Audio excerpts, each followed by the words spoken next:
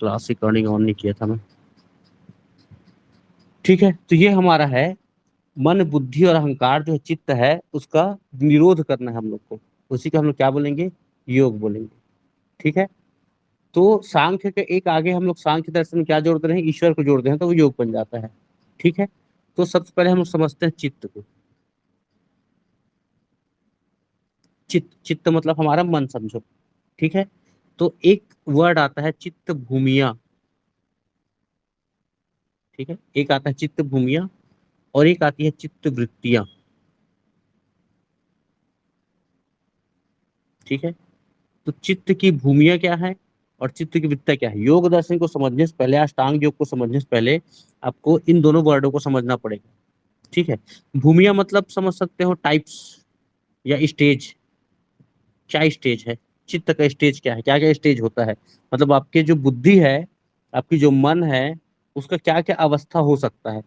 ठीक है। तीन गुण पढ़े हैं, तीन गुण के आधार पे क्या क्या अवस्था होता है उसको हम लोग देखते हैं। ठीक है।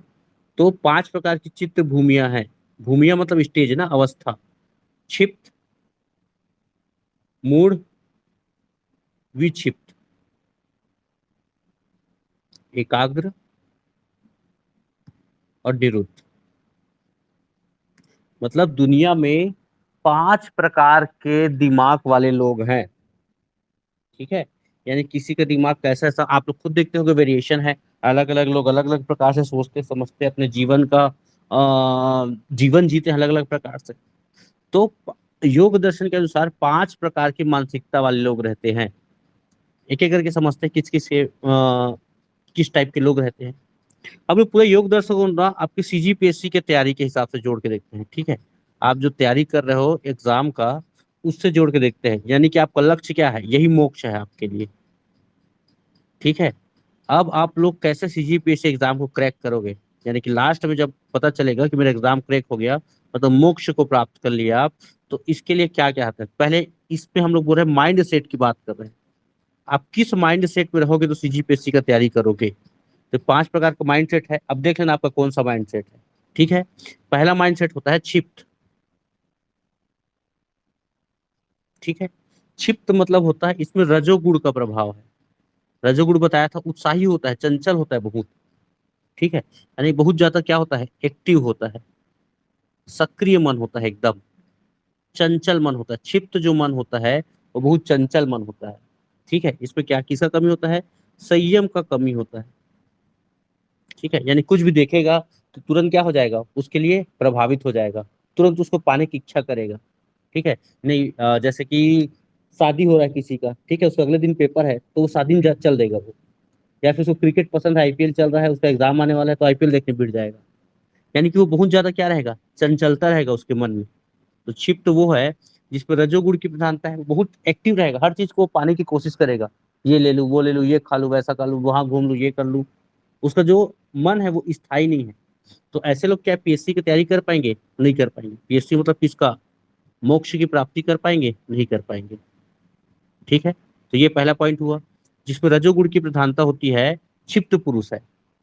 ठीक है, बहुत चंचल और सक्रिय मन वाला है। ऐसे लोग योग के लिए तैयार नहीं होते, योगासन के लिए, मतलब पीएससी के लिए तैयार नहीं होते। ठीक है। दूसरा होता है मूड। मूड मतलब मूर्ख होते जानते हो, जिसमें तमोगुण की प्रधानता हो। ठीक है। तमोगुण, तमोगुण समझ रहे ना? निद्रा होगा, आलसी है व्यक्ति, जो निष्क्रिय होता है, जिसके में क्या होता है? आलस्यता होता है, जो निष्क्रिय होता है। ठीक है। मतलब वो क्या करेगा? उसको मतलब नहीं है दुनियादारी से। उसको भोग विलासी कामना करना, मेरे को सोना है, खाना है, सोना है, ये वाला उसका जो थिंकिंग रहेगा वो मूड मानसिकता का है। दूसरा प्रकार है आपके मानसिक अवस्था का, दूसरा स्टेज है मूड। तो ऐसे लोग क्या पीएससी की तैयारी कर पाएंगे? क्या योग के लिए वो लोग तैयार हैं? नहीं है। ठीक है। मूढ़ लोग भी योग के लिए तैयार नहीं होते हैं, क्योंकि वो आलस्यता होते हैं, निष्क्रिय होते हैं। भाई आलसी व्यक्ति को बोलोगे जा पढ़ करके, नहीं पढ़ेगा वो। ठीक है। ऐसे लोग को दुनियादारी से मतलब नहीं रहता है। तमोगुण की प्रधानता होती है। दूसरा हुआ। तीसरा हो विक्षिप्त। ठीक है। विक्षिप्त में क्या रहेगा? रजो गुण रहेगा और सत्व गुण भी रहेगा। मतलब वो चंचल तो रहेगा। ठीक है। चंचल रहेगा, एकदम सक्रिय रहेगा, लेकिन वो थोड़ा सा अच्छे कार्य के लिए सक्रिय रहेगा। सत्य, सत्य मतलब अच्छा कार्य, ज्ञान के लिए, ज्ञान के लिए सक्रिय रहेगा, लेकिन वो क्या रहेगा, भटकाव रहेगा उसके मन में। मतलब वो एकदम स्थिर नहीं रह पाएगा, कुछ समय के लिए सोचेगा कि मैं पीएससी की तैयारी करूंगा करके, थोड़ा समय के लिए, मतलब 1 महीना किया, उसके बाद फिर उसका मन ना क्या हो गया, भटक गया।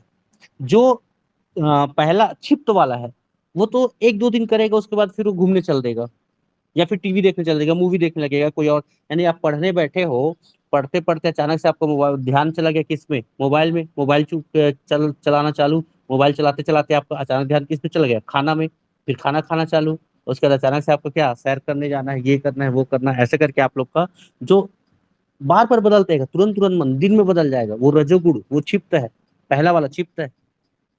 ठीक है, जिसमें ज्यादा रजोगुण की प्रधानता रहेगी, क्षिप्त है।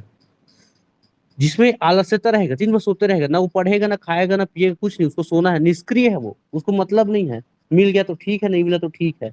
इस टाइप ये भी सीजीपीएससी के लिए ठीक नहीं है, यानी योग के लिए ठीक नहीं है।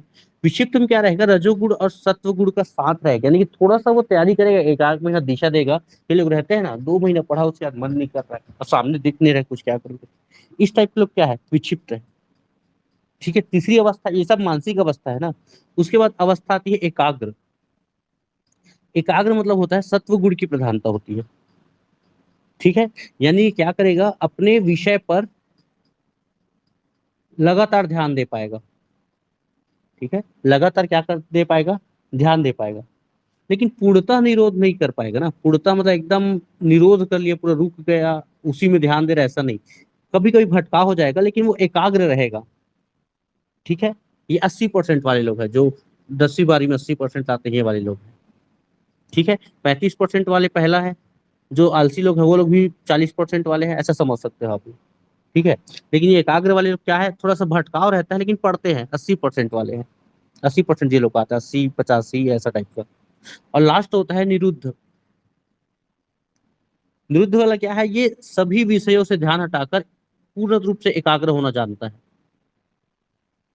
ठीक है, यानी एक विषय पर ये ध्यान केंद्रित करना जानता है, ये 90% से ऊपर वाले लोग हैं, टॉपर लोग हैं समझ लो।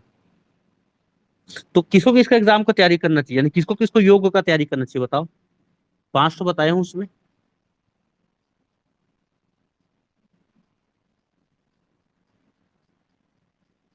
बताओ। अरे, अरे करना चाहिए, लेकिन कौन उपयुक्त है तैयारी करने के लिए, मतलब किसको सफलता मिलेगी। हाँ निरुद्ध, हाँ निरुद्ध और एकाग्र, ये सही आंसर है। तो याद रखना, चित्त भूमिया 5 प्रकार की होती है, क्षिप्त, मूड, विक्षिप्त, एकाग्र और निरुद्ध। तो एकाग्र और निरुद्ध है, वही योग के लिए क्या है, तैयार है। जिसको बाह्य कारक प्रभावित नहीं कर रहा है, वही सीजीपीएससी के लिए तैयार है।